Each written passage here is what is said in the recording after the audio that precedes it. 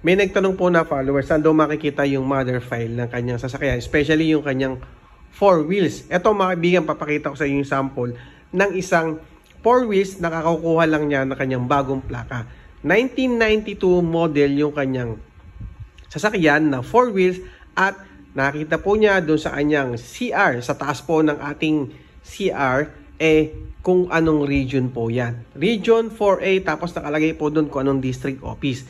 Kaya alam niya, pinuntahan niya yung lugar na yon o yung district office na yon para kunin yung plaka. At dahil dyan, nakuha po niya yung kanyang bagong plaka. So mga kaibigan, sasabihin ko nga sa inyo, 1992 pa yung sasakyan na yan, na 4 wheels na yan, pero nakakuha pa rin po siya ng bagong plaka. So paglilinaw, pagkiklaran natin, ito po ay jeepney.